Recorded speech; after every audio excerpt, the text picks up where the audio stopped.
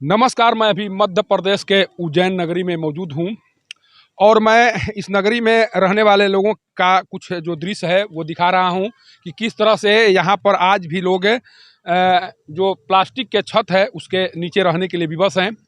सरकार दावे तो करती है कि हमारे द्वारा इतने लोगों को मकान उपलब्ध कराया गया, इतने लोगों को घर उपलब्ध कराया गया, कोई भी अब छत विहीन नहीं रहेगा।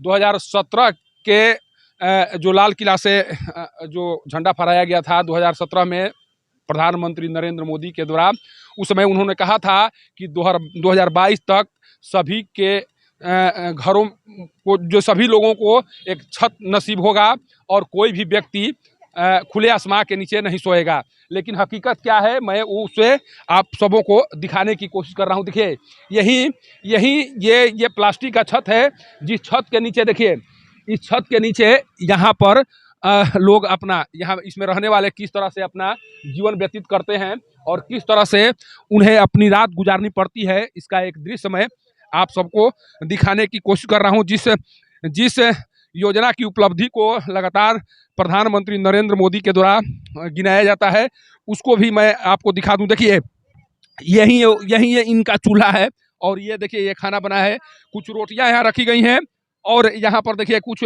जो जो भी सामान है जो बनाने, जो रोटी के साथ खाने के लिए कुछ सब्जी टाइप का है, लेकिन सब्जी है नहीं, ये किसी किसी तरह से काम चलाऊं भोजन तैयार किया गया है और इसी इसी इसी चूल्हे पर ये भोजन तैयार किया गया है। सोचिए, लगातार प्रधानमंत्री नरेंद्र मोदी के द्वारा उज्ज्वला योजना की बात कही जाती है और ये बताने की कोशिश की जाती है कि हमने करीब 8 या 9 करोड़ लोगों को धुआं से आज़ादी दिलाई है। लेकिन आज भी लोग देखिए इस तरह से कैसे अपने अपनी इसी छोटी सी घर में ये लकड़ी के सहारे भोजन पका रहे हैं। देखिए, ये सारे लोग हैं और लोगों से बात कर जानने की कोशिश करते हैं कि आखिर आप लोग इस तरह से क्यों रह रहे हैं।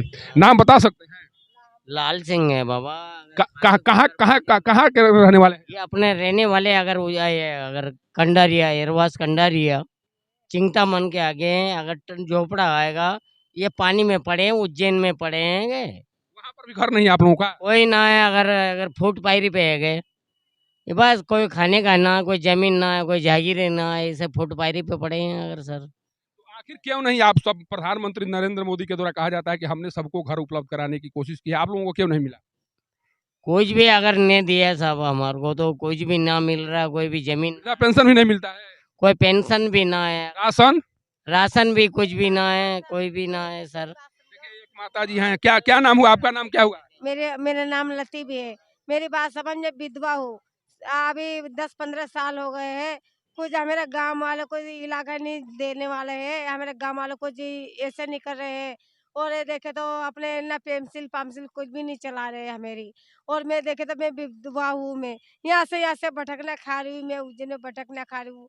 मेरा कोई भी धनी बारिश नहीं हुए। छोटे छोटे बच्चे हैं मेरे। कोई कैसे अपना गुजारा करती हैं? कहाँ से मांग कर खाती हैं? मांग के खाती, मैं महाकाल में मांग के खाती हूँ। मैं 5-10 रुपए मांग के खा लेती, 5-10 5-50 रुपए मांग के लाती हूँ। वो मांग के खा लेते हैं, बस गुजारा कर लेते हैं। वो भोजन यहाँ पे देखिए, जिस तरह से इन लोगों के द्वारा अपनी कहानी बताई जा रही है, अगर देखिए यहाँ पर मध्य प्रदेश का ये शहर है और मध्य प्रदेश में ये भाजपा की सरकार है और भाजपा की सरकार में देखिए यहाँ से आप नज़र दौड़ाएंगे तो जहाँ तक आपकी नज़र जाएगी वहाँ तक केवल और केवल लोग इसी प्लास्टिक के मकान में जीवन व्यतीत कर रहे हैं। देखिए, छोटे छोटे बच्चे हैं, किस तरह से ये बच्चे इस झोपड़ी में, देखिए क्या कोई मनुष्य इस स्थिति में रह सकता है? जानवर भी इस स्थिति में नहीं रह सकता। देखिए, एक एक बुजुर्ग हैं जो उसमें अपना बैठी हुई है और रात जब बारिश जब होती है तो इसी इसी जो तंबू नुमा जो घर है उसी में इन्हें अपनी रात गुजारनी होती है।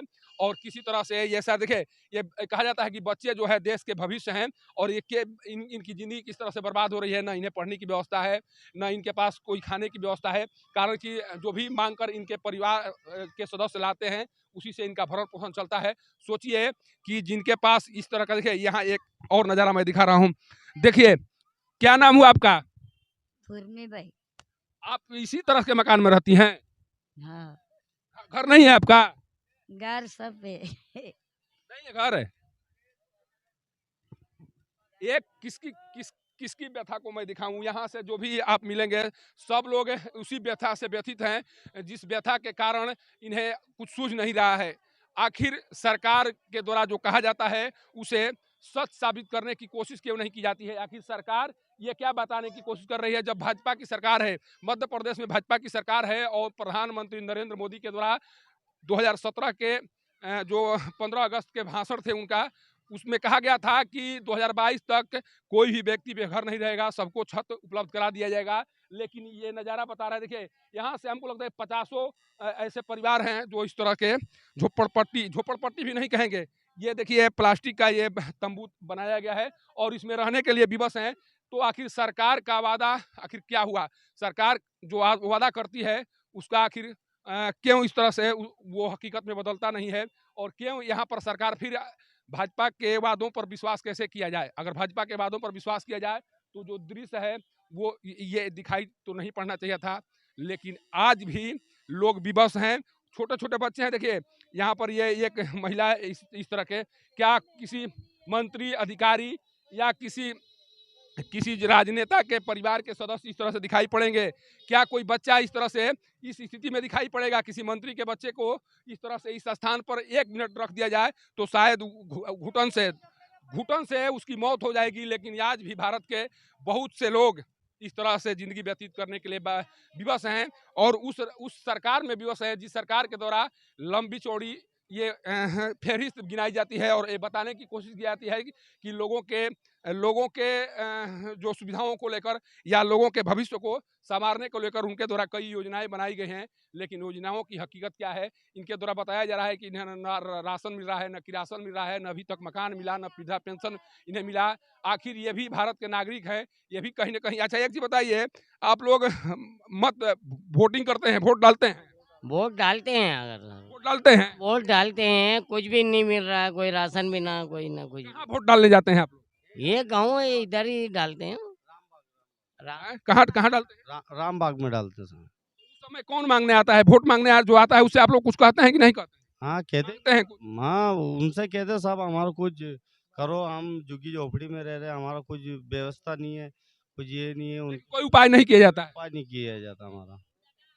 आखिर सरकार को इसके लिए दोषी क्यों नहीं माना जाए। सरकार जब इन्हें मताधिकार का अधिकार दी है तो सरकार इन्हें घर उपलब्ध क्यों नहीं करा रही है। सरकार इन्हें विभिन्न योजनाओं का लाभ क्यों नहीं दिला पा रही है। आखिर केंद्र में भाजपा की सरकार है, यहाँ की मध्य प्रदेश में भाजपा की सरकार है, आखिर अब किसकी सरकार होगी। जब प्रधानमंत्री लगातार ये वादा करते हैं, ये गिनाने की कोशिश करते हैं कि हमारे द्वारा उज्ज्वला योजना के तहत इतनी महिलाओं की जिंदगी को संवारा गया, ये कहा जा रहा है उनके द्वारा कि हर घर जो सभी नल जल योजना के तहत सभी को पानी उपलब्ध कराया गया। ये लोग देखिए पानी भी, यहाँ पानी की भी व्यवस्था नहीं है। पानी कहाँ आप लोग पीते हैं? पानी कहाँ पीते हैं आप लोग? पानी यहाँ से लाते हैं सर। दूर से लाते हैं? दूर से लाते हैं, बहुत दूर से लाते हैं। अच्छा कब से रह रहे हैं यहाँ पर आप लोग? कब से? यहाँ से कम से कम हाँ 4-5 साल हो गए यहाँ रह रहे हैं। हाँ। देखिए अब ये 25 साल से इसी तरह से झोपड़पट्टी में क्या प्लास्टिक के मकान में रह रही हैं।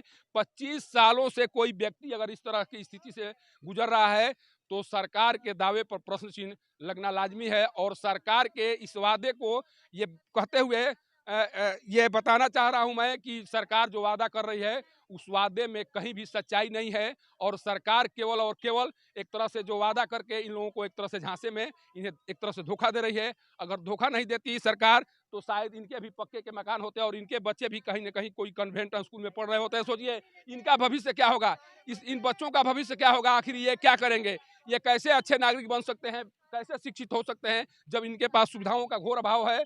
और इन सुविधाओं को विकसित करने की जिम्मेदारी सरकार के ऊपर है। इसके बाद में भी सरकार के द्वारा अपनी जिम्मेदारियों का निर्वहन नहीं किया जा रहा है तो यही माना जाएगा कि सरकार अभी भी केवल हवाई कार्य करने में व्यस्त है और उसे जन समस्याओं से कुछ भी लेना देना नहीं है। छिपरा नदी के तट से पब्लिक न्यूज के लिए सत्येंद्र चौबे की रिपोर्ट।